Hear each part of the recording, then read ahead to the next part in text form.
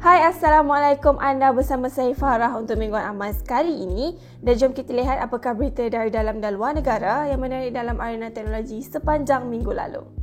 Google telah pun memperkenalkan JPEG-L sebagai satu alternatif format kepada JPEG tetapi dengan kualiti yang lebih baik serta saiz yang lebih kecil. Saiz gambar yang menggunakan JPEG-L adalah sehingga 35% lebih kecil berbanding JPEG. Tetapi menurut Google, gambar JPEG-L mempunyai hingar yang lebih rendah dan mengekalkan butiran yang lebih baik. Dengan menggunakan JPEG-L juga, pengguna boleh memuat naik lebih banyak gambar dengan saiz storan awanan yang sama. Peter Higgs, saintis yang namanya digunakan untuk menamakan Higgs boson, telah pun meninggal dunia pada 8 April 2024 pada usia 94 tahun.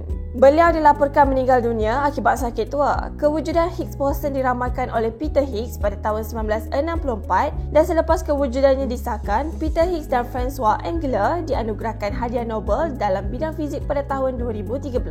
Syarikat telekomunikasi tempatan di China telah pun diarahkan oleh kerajaan untuk berhenti menggunakan chip keluaran negara luar seperti Intel dan AMD pada peralatan komunikasi menjelang tahun 2027. Arahan yang diberikan oleh Kementerian Perindustrian oleh Teknologi Maklumat China ini dilihat sebagai membalas tindakan Amerika Syarikat dan negara sekutunya yang mengharamkan kelengkapan komunikasi Huawei dan ZTE daripada digunakan di negara mereka.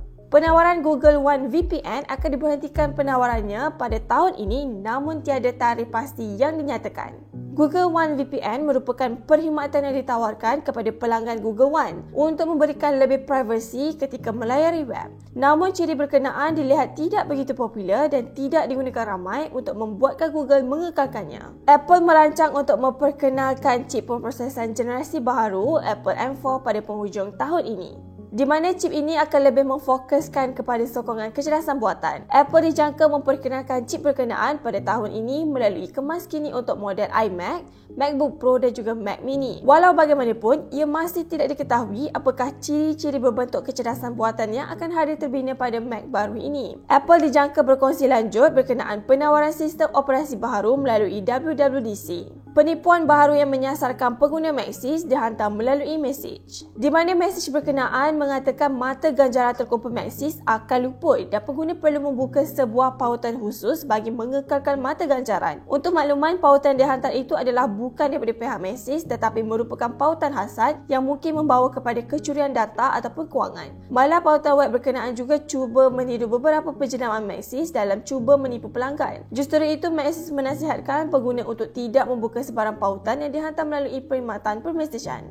Bank Negara Malaysia memandang serius berkenaan gangguan perkhidmatan perbankan oleh dua institusi perbankan terbesar baru-baru ini. Selain langkah pembetulan dan pencegahan bagi mengelakkan masalah sama berulang, Bank Negara Malaysia turut meminta Maybank dan juga CIMB untuk memberikan penjelasan berkenaan punca insiden gangguan itu sehingga menyebabkan pengguna mengalami masalah untuk mengaksesnya selama beberapa jam sekaligus menyukarkan pelbagai urusan. Bank Negara Malaysia turut mengatakan bahawa mereka akan mempertimbangkan tindakan penyeliaan ke atas bank yang tidak memenuhi kehendak pengawalan dan penyeliaan BNM. Pemantauan kandungan yang lebih proaktif perlu dilaksanakan oleh platform TikTok dan juga Meta. Berdasarkan statistik yang diberikan oleh SKMM, terdapat peningkatan kandungan memudaratkan di media sosial dan platform over the top. Penyedia platform turut diminta menangani kandungan berkaitan 3R secara efektif dengan merujuk garis panduan platform dan Undang-Undang Malaysia. Selain itu, TikTok dan Meta digesa untuk membendung kandungan kelakuan tidak sahih tersusun ataupun coordinated inauthentic behaviour serta memantau dan mengambil tindakan segera ke atas kandungan memudaratkan seperti skam serta perjudian haram dalam talian. Legacy Survey of Space and Time ataupun LSST kini memegang rekod sebagai kamera digital terbesar di dunia kerana ia dilengkapi dengan sensor 3.2 gigapiksel. Pembinaan kamera ini akhirnya siap selepas pembinaannya dimulakan pada tahun 2020.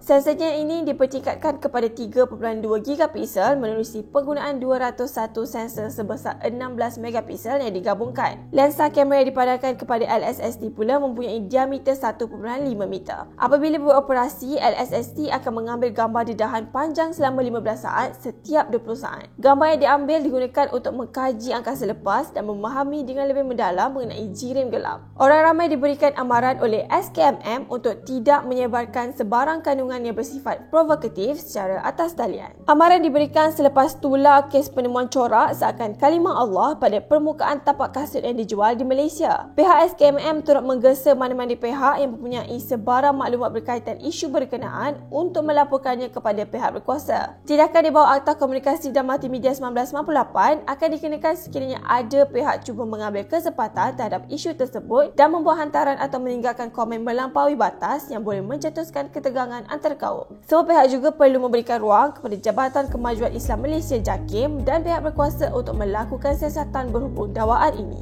Baiklah, sekian sahaja untuk berita Mingguan Aman sekali ini dan semoga kita berjumpa lagi pada Mingguan Aman yang akan datang. Bye!